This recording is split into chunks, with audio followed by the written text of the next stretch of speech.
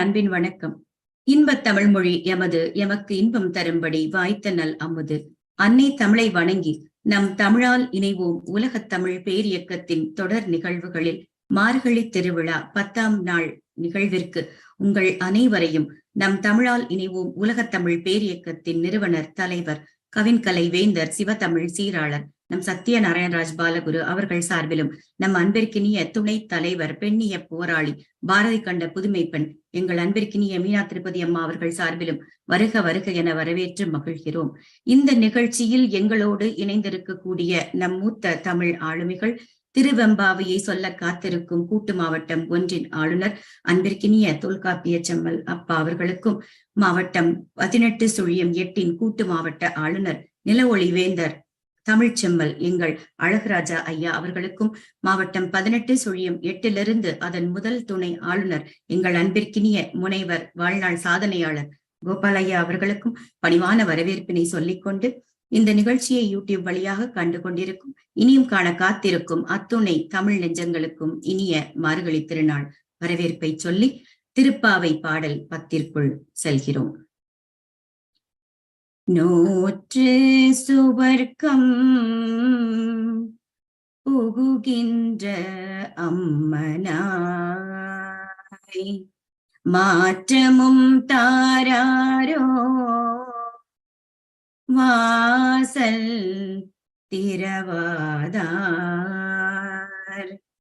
நாற்று துழாய் முடி நாராயணன் நம்மால் போற்ற பறை தரும் புண்ணிய நாள் பண்டொரு நாள் கூற்றத்தின் வாய் வீழ்ந்த கும்ப கர்ணனும் தோற்றும் உனக்கே பெருந்துயில் தந்தானோ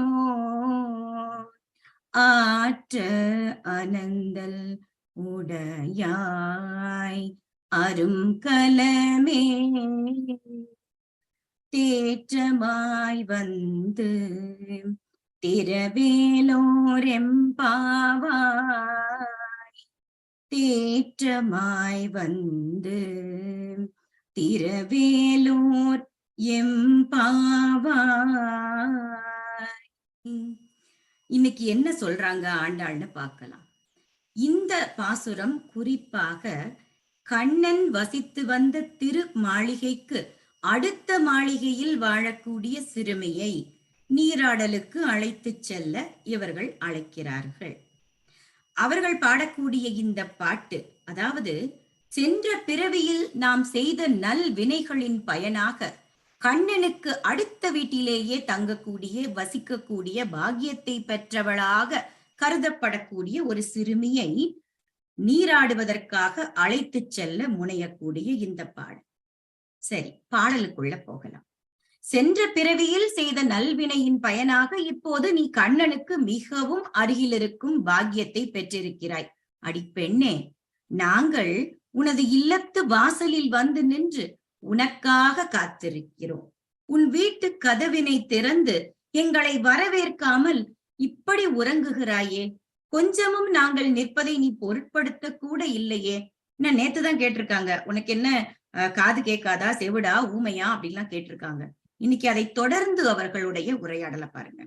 மறுமொழி கூட சொல்லாமல் இருக்கின்றாய், ஏன் இப்படிப்பட்ட நிலை? நறுமணம் வீசக்கூடிய துளசி மாலையை அணிந்துள்ள திருமுடியை உடைய நாராயணன், நம்ம கண்ணனை நினைக்கும் பொழுதே அப்படியே துளசி மாலையை அணிந்து அவன் அந்த கோயிலுக்குள்ள நம்ம போகும் பொழுதே நமக்கு அந்த துளசி மாலை, அந்த வாசனை, நறுமணம் ரொம்ப அற்புதமா நிகழச் செய்யும்.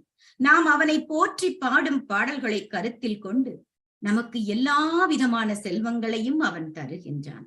அந்த நாராயணன் ராமபிரானாக திரு அவதாரம் எடுத்த போது, அதானே ஒவ்வொரு பாசுரத்திலையும் அவனுடைய திருவிளையாடல்களை சொல்லணும் இல்லையா? இதுல என்ன நடந்துச்சு? ராமபிரானாக அவன் திரு அவதாரம் எடுத்த பொழுது அவனிடம் தோற்று கூற்றுவனின் வாயில் விழுந்தது யார்? நம் கும்பகர்ணன்.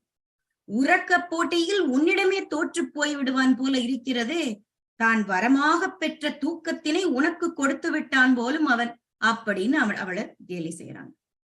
அதனால்தான் பொழுது விடிந்த பின்னும் அது அறியாமல் நீ ஆழ்ந்த உறக்கத்தில் ஆழ்ந்திருக்கிறாய் போலும்.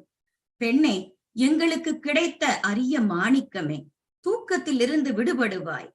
உன்னோட படுக்கையில இங்கும் அங்கும் புரண்டு படுத்துக் கொண்டிருக்காமல் கலைந்து போன ஆடைகளை சரி செய்து கொண்டு உடனே எங்களோடு வந்து இணைவாயாக.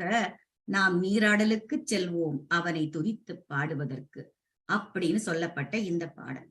அதாவது கும்பகர்ணனே வந்து கும்பகர்ணனை எழுப்புறதுக்குள்ள படாத பாடுபடுவாங்க. அந்த கும்பகர்ணனையே நீ மிஞ்சு விடுவாய் போல இருக்கிறதே, அவனிடமிருந்து நீ வரமாக பெற்று விட்டாயா அந்த தூக்கத்தை அப்படின்னு அவளை கேலி செஞ்சு அழைக்கிறாங்க.